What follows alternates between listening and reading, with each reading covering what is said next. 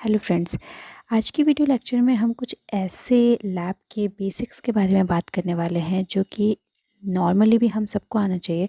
But जैसे lab पे और हॉस्पिटल्स पे अनेक तरह के इंस्पेक्शंस होते रहते हैं समय समय पे। जैसे एनक्वास की टीम आती है, क्वास की टीम आती है, मुस्कान, कायाकल्प, एनेबल, डिफरेंट टाइप के इंस्पेक्शन होते रहते हैं हॉस्पिटल्स में। तो इन हॉस्पिटल्स में जब इंस्पेक्शन होते हैं तो ये जो बेसिक चीज़ें हैं ये हमें आनी चाहिए।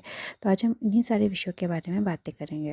तो हम स्टार्ट करते हैं 5 एस से। 5 एस के आपने हॉस्पिटल में पोस्टर्स देखे होंगे और इसके बारे में सुना भी होगा। तो फर्स्ट एस जो होता है, फर्स्ट एस का मतलब है शॉर्टिंग। आपको पता है कि जब आप चीज़ों को अलग अलग उसकी छटनी करके रख देते हैं, छटनी दैट मीन्स आपने जैसे इंजेक्शन आपको कौन सी ज़्यादा रोज़मर्रा में आप ज़्यादा यूज़ कर रहे हैं उनको रख लिया, मेडिसिन्स कहाँ रखनी है आपको, आपको टेबल्स कहाँ रखने हैं, आपको इंस्ट्रूमेंट्स कहाँ रखनी है, ये सारी चीज़ें है ना, इसकी शॉर्टिंग कर ली। सिर्फ फर्स्ट स्टेप जो है वो है शॉर्टिंग। सेकंड जो हमारा स्टेप है वो है set in orders. That means सारी चीज़ों को एक क्रम में सेट कर लेना, है ना, कि हमें ये चीज़ें हमने यहाँ अरेंज करी है, ये चीज़ें हमने यहाँ अरेंज करी है। चीज़ों को अरेंज कर लेना, ठीक है। आपके जिस भी आप क्रम में आप यूज़ कर रहे हैं, जैसे भी आपको वो चीज़ें डेली आपको यूज़ हो रही है उस हिसाब से आपने अपने हिसाब से उसे सेट कर लेना है। थर्ड है शाइन। शाइन का मतलब ऐसा नहीं है कि आपको ग्लिटर्स लगा लेने हैं सब चीज़ों में। शाइन का मतलब ये है कि हर चीज़ जो आप हॉस्पिटल में यूज़ कर रहे हैं वो हर चीज़ साफ़ सुथरी, इंस्ट्रूमेंट साफ़ सुथरे होने चाहिए, आपके डॉक्यूमेंटेशन साफ़ सुथरे होने चाहिए, हर चीज़ एक मतलब साफ़ सुथरी होनी चाहिए। फोर्थ जो ऐसा है उसका मतलब है स्टैंडर्ड। स्टैंडर्ड मतलब ये कि आप लैब में या हॉस्पिटल में जो भी प्रोसीजर फॉलो कर रहे हैं उसका आपके पास एक स्टैंडर्ड प्रोटोकॉल होना चाहिए, है ना।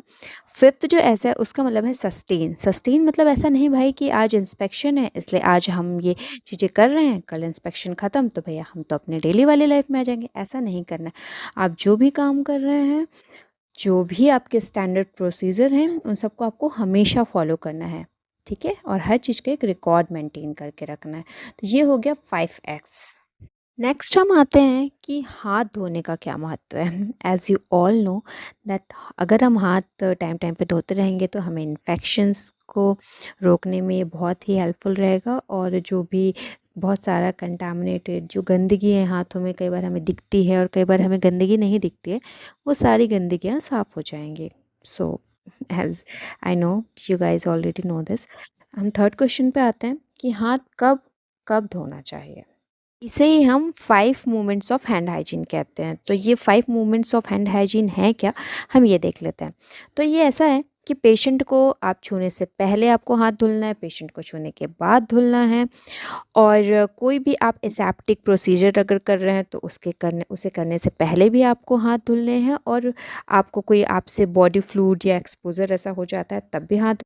इसके अलावा पेशेंट के आसपास का एरिया अगर उसे छुआ है तब भी आपको हाथ धुलना है। तो ये है 5 movements of hand hygiene. Next question है हमारा कि हाथ धोने की 6 स्टेप्स की आदर्श विधि बताइए। तो आपको क्वेश्चन से ही पता चल गया होगा कि हैंड वॉशिंग की कितने स्टेप है, 6, ठीक है। आपने अभी कोविड में सबने ही, और स्पेशली जो हेल्थ केयर सेक्टर में है उन सबको ही ये चीज़ें एकदम कंठस्थ हो गई होगी कि हैंड वॉशिंग की 6 स्टेप होती हैं। And each step takes 10 second, ठीक है। और ये आपको 5 टाइम्स ये रिपीट करना है, ठीक है। तो ये 10 × 6 हो गया 60 सेकेंड्स। तो आपका 1 मिनट में ये हैंड वॉशिंग की पूरी स्टेप कंप्लीट हो जाती है, ठीक है। तो अब हम देख लेते हैं कि ये 6 स्टेप हैं क्या। तो फर्स्ट स्टेप जो है वो है कि आप जो भी आपका, नहीं नहीं हम स्टार्टिंग से देखते हैं, है ना। तो स्टार्टिंग ऐसे करनी है कि सबसे पहले तो आपने अगर कुछ हाथ में ऑर्नामेंट्स पहने हैं लाइक रिंग, तो आप वो उतार के अपने पास रख लें, सेफली रख लें। और अगर आपने फुल एप्रॉन पहना हुआ है ना तो उसको आप फोल्ड कर लें जिससे गीला ना हो जाए, है ना। और एल्बो टैप से उसको ओपन करेंगे, मतलब नल को। देन आप अपना हाथ गीला करें। हाथ गीला करने के बाद सिक्के के आकार का आप हैंड वॉश सोल्यूशन लेंगे और दोनों हाथों से उसे रगड़ के झाग बना लेंगे। उसके बाद जो हमारी स्टेप होती है स्टार्ट। तो ये 6 स्टेप ऐसी हैं कि सबसे पहले हमने जो, है ना, कॉइन शेप्ड हमने हैंड वॉश ले लिया है, उसको हमने झाग बना लिया है। झाग बनाने के बाद हम दोनों हाथों को रगड़ के हाथों में फैला लेंगे वो हैंड वॉश। उसके बाद हम हथेलियों में उसको लगा लेंगे, अच्छे से रगड़ेंगे। उसके बाद ये हर स्टेप हमको 10 सेकंड तक करनी है, ये आपको याद रखना है, ठीक है? हर एक स्टेप 10 सेकंड तक करनी है।